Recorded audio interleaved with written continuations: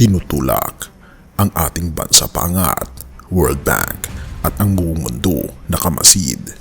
Halika, atin itong pag-usapan mga kaibigan. However, we are well cognizant of the fact that much more needs to be done to ensure that the progress is truly felt by every Filipino. Grabe si Pangulong Bongbong Marcos. Bakit nakabantay ang buong mundo sa Pilipinas ngayon? May napansin ka ba? Tahimik ang Pangulo pero ang kilos malakas, matatag at may tinatahak na direksyon. Hindi gaya ng iba na puro ingay, puro satsat, puro reklamo. Si Pangulong Bongbong Marcos, tahimik lang, basta trabaho lang. Ang tanong, bakit World Bank mismo ang nakatutok sa Pilipinas ngayon? Hindi yan chismis, hindi rin haka-haka. Opisyal, may datos, may pahayag. Hindi pa tayo nandoon. Kailangan muna natin intindihin kung bakit ang hindi pa ay hindi katumbas ng wala na. Dahil minsan ang delay may dahilan at minsan ang delay ay parte ng diskarte. Ang target, maging upper middle class economy. Pero, oo, inamin ng palasyo. Hindi pa natin nararating ang target ngayong 2025. Pero, huwag mong kalimutan ang kasunod. Maganda ang progreso, gumaganda ang gross national income, umaangat simula 2024. Hindi lang basta pag-asenso, may batayan, may numero, may trajectory. Kaya nga sabi na Malacanang, hindi pa, pero papunta na. At ang World Bank, hindi pa 2025 pero hindi rin malabo ang 2026 o 2027. Dito na nagiging interesting ang usapan. World Bank mismo ang nagsabing baka 2027 pa tayong tuluyang umangat sa upper middle income. Pero teka lang, sila rin ang nagsabing posible pa rin sa 2026. Kumbaga, kahit may global uncertainties, inflation, gera, oil prices, the Philippines is still on track. Therefore, hindi failure, hindi kabiguan, bagkus, tagumpay, in the making. May nakikita sila na hindi agad makikita ng iba. Habang ang ilan ay nakatuon sa problema, ang World Bank, IMF at iba pang global institutions ay nakatingin sa potensyal.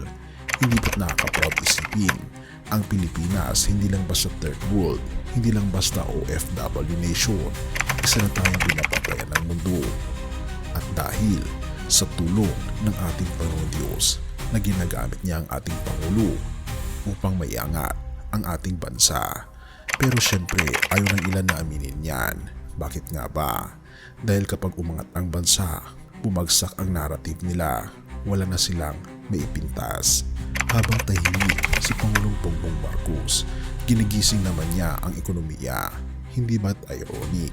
Tahimik ang Pangulo sa harap ng kamera, pero sa likod ng eksena, lumulutang ang Pilipinas sa radar ng international investors, financial leaders at development planners.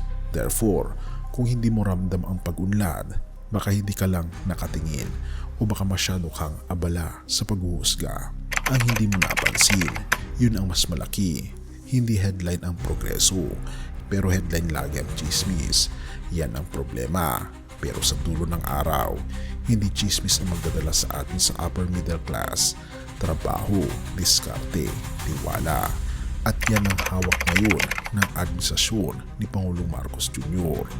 Therefore, sa susunod na may kumontra kay Pangulong Bongbong Marcos, tanungin natin sila, mas gusto mo bang may ingay o may pag-unlad? Have mercy, O God, at purihin ang ating Panginoong Diyos. Mateo 6 verse 21, sapagkat kung saan naroroon ang iyong kayamanan, naroroon din ang iyong puso. Kanina, pinag-usapan natin kung paanong tahimik pero matatag ang pag-angat ng Pilipinas sa ilalim ni Pangulong Bongbong Marcos. Tila dahan-dahan pero dire-diretsong, may layunin, may direksyon. Pero teka, habang lumalago ang ekonomiya, kamusta naman ang puso mo? Ano ang kayamanang hinahangad mo araw-araw, kaibigan? Maaring lumalakas ang piso, gumaganda ang GDP, dumarami ang oportunidad. Pero kung ang puso natin ay hindi nakaangkla sa ating panusus, mabilis din tayo mabubulok sa takbo ng mundong ito. Dahil sa kabila ng pag-angat ng bansa, may mas dakilang kayamanan.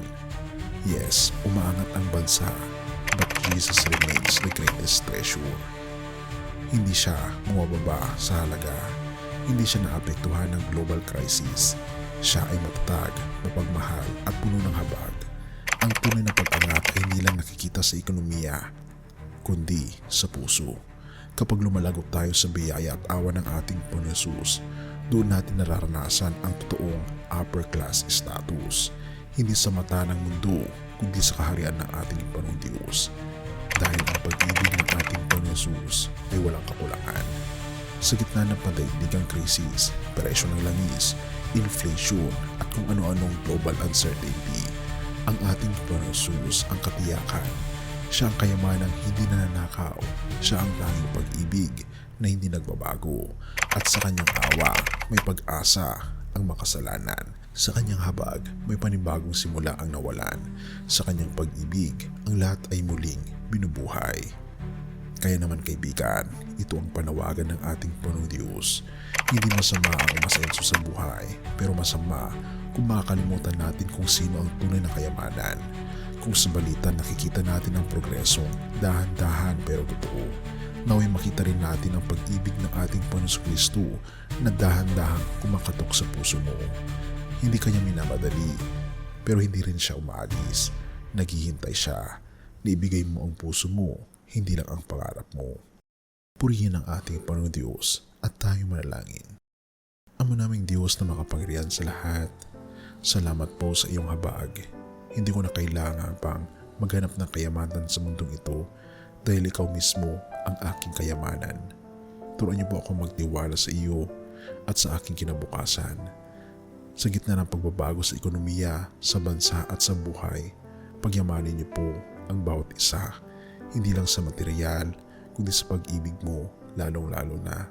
Dahil ikaw po ang tunay naming kayamanan. Pinupuri po namin kayo at pinapasalamatan, O aming Panginoon Diyos, sa inyo pong kabutihan sa amin, at patuloy niyo kaming gabayan at patnubayan, at patawarin po kami sa lahat ng aming pagkukulang at pagkakasala, at salamat po sa pagdinig ng aming mga panalangin, sapagkat ito po ang aming samot hiling sa matamis na pangalan ng aming Panginoon Jesus.